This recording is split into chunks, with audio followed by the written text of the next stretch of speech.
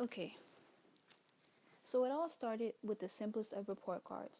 Whether it be from preschool or elementary school, if you're like me and many others, your behavioral report card was a series of yellows, greens, or reds in your daily folder, by which it was probably a nightmare if you even got a yellow circle. If you even got a yellow colored circle.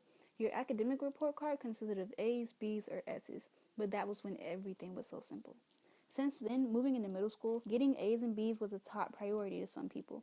It was a matter of record, and to others, if you got anything below that, it was your parents' cue to get the belt. So, in order to avoid such consequences, you studied hard for tests and quizzes, making the grade necessary for the report card. But before you know it, the material you crammed for on that quiz ends up being on the end of the year test, and you don't remember a thing you studied that night long ago. This will probably be known as you trying to get the A, or in a more professional term, proficiency. In fact, you're not the only one. Students worldwide are focusing more and more on trying to make a certain grade and not focusing enough on trying to understand and retain the information. You may think, well, isn't that what we're supposed to be doing, focusing on our grades? That's what I thought when Mr. McQuillan gave me this assignment, but I looked into the topic and I actually feel kind of different now. So I'm just gonna walk you. You know what? I can't even talk. Let me get some water. Let's just know I'm gonna walk y'all through proficiency versus goals, cause y'all be acting like I talk this much. Much better. So first, let's talk about what proficiency even is and what exactly it measures. Proficiency measures how well students perform on state tests, and while some feel that all students should be able to meet that goal, others feel the opposite way, because not everyone learns or understands things that are being taught to them at the same rate as others. So I'm sitting in my room on my computer trying to figure out what the heck am I going to write about and what even is proficiency and growth. Did I just say gross? When I come across this interview on today.com about the pressure students feel getting into college, a topic my English teacher talked about with us while we were doing a college research project. You all know the one. According to a Princeton Review study, 90% of students thought good grades were important. Not necessarily saying that they aren't, but check this out.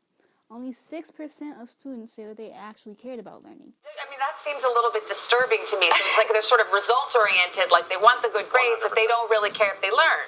Well, and that's a real problem because that sort of attitude will get you into college, but it really won't get you through college. And what ends up happening is that there's this myth in America that you have to make a choice. Either you can get good grades and be really stressed, or you can have a fun life and get sort of mediocre grades. And parents need to know, and students as well, that it's not a choice. You can really have both. You can have great grades without the stress. This really sent me over the edge a bit, because students around the world, including me at times, have thought that grades are going to be the set thing that gets you into college. That is what's being looked at here the most. But according to Heidi Creek, that's apparently not the case. Everyone wants a good job and the ability to support their families. But some students have forgotten that most future employers will not care what grade they got in humanities. Employers want to know what challenges you face in school, how you manage these challenges, and what experiences changed or identified you as a person. And I was thinking back to when we had to write a college admission essay and how much trouble that people, including myself, were having with it. I couldn't think back to any challenges or life experiences that I had, let alone why a certain place held so much value to me. It was probably the hardest thing I had to write about on an essay, and that's saying something considering how many essays we've had to write this year. No shade to you, Mr. McQuillan. She also said that learning in school has lost its appeal to students. The purpose of a college education now seems to be a simple prerequisite for a stable job and income. And by this point, I am just baffled because I thought that was the goal or the point of college, to get a nice job so you could survive the hardest test of all, life. She goes on and on in the article saying things so true and relatable that I thought she was a high school student writing this. Another thing Heidi Creek said was, self-definition remains one of the most undervalued goals in education. Value now comes from the number of A's achieved, the diploma, and the amount offered in paychecks after college, which is another true statement. Now anyone, you know what? Ooh! It's good that you feel good about your grades, but some students take it to a whole nother level, where it's like they're competing with others. And it reminded me once again of something Mr. McQuillan said when he was telling us about how some students worry about if they're not smart enough for certain colleges or a class, etc., etc. And it really hit home because in the beginning of the year, I didn't feel smart enough for this class. But that's not the point. The point is, grades now hold the entire meaning of our lives, and they determine everything. In fact, students are more likely not to take an advanced or AP class because they fear it would endanger their GPA. So now I'm obviously intrigued and more confused than ever. I mean, here I am, questioning if I'm even learning or not, or if I'm just studying material and then forgetting this material that I have learned after I take the test. So I spend more time researching articles, this time in class, and I'm speaking with my classmates and my teacher, and we talk about the PISA test. I didn't say pizza, I said PISA, which is a test seeing how well students can apply things that they've learned to real life, which I'm pretty sure the United States would fail, and an interesting video about Senator Al Franken questioning Betsy DeVos, the Michigan billionaire tapped by President Trump to be his education secretary. During the debate, Al Franken asked DeVos her views on assessments and using them to measure proficiency or growth, and it seems she couldn't even tell the difference between proficiency or growth.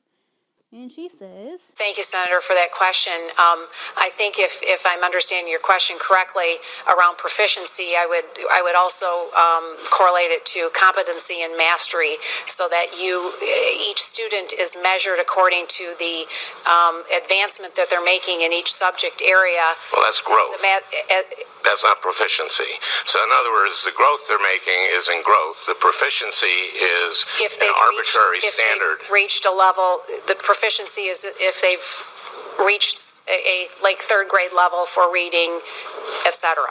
No, I'm talking about the debate between proficiency and growth, and yes. what your thoughts are on them.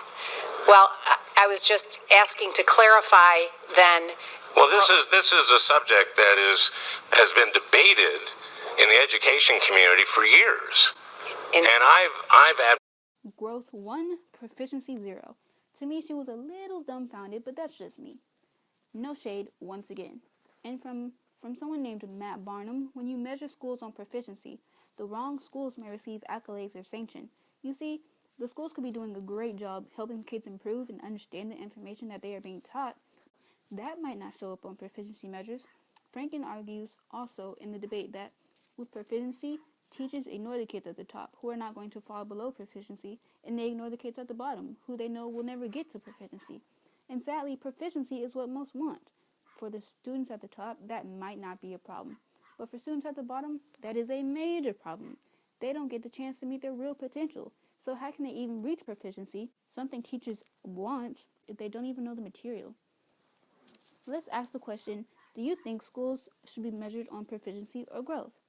But a similar question was asked by a user on a debate website asking, is school more about grades than actual learning? One parent sums it up for the 83% of people who said yes, saying, unfortunately, it is. The parents often don't bother to look beyond the grade as though the grading tells them everything. The emphasis is on these marks the students receive to fulfill a goal that may not have ever been theirs in the first place. As such, the motive instilled is do better to satisfy people who have power over me, rather than do better to be more knowledgeable. School too often becomes a case of large quantities of rote memorization that rewards temporarily holding knowledge for immediate use and discarding it as soon as it stops having use. For the other 17% that said no, one user says, from my point of view, parents should have highlighted the importance of learning rather than grades in the first place, because keeping their marks up without learning won't be any use in the long run, which is true in my opinion. Parents should highlight the importance of learning rather than grades. But with the stress of getting into college, students disregard learning and focus only on getting the grades. As mentioned earlier, high school students are more likely to take AP classes to impress colleges rather than actually care about what they're learning and if they find it interesting or not. According to a certain article online, there was a time where people enjoyed learning and wanted to become wiser. But now that it is a surviving social requirement, some students look at it as only that. With the everlasting cycle, it has now been set into stone that things have to be this way, when it doesn't. Instead of picking classes for colleges, pick classes for yourself. Don't be afraid to be challenged just because your GPA might suffer. See what you can take. Don't worry, I'm not just talking to you guys either. I'm talking to myself too, seeming as though I saw one too many AP classes on my schedule for next year. But we're not here to talk about me. We're here to talk about you. The value of college comes from the result rather than the process, and in the same can be said with high school. Learning and your grade point average should not be two separate entities. Rather than they should be considered hand in hand when studying. So why is growth better than proficiency? Simple. Growing and expanding your own mind for you at your own pace is what will help you in the long run. Proficiency, anybody can memorize something in one night and say that they learned or mastered it. But did you really?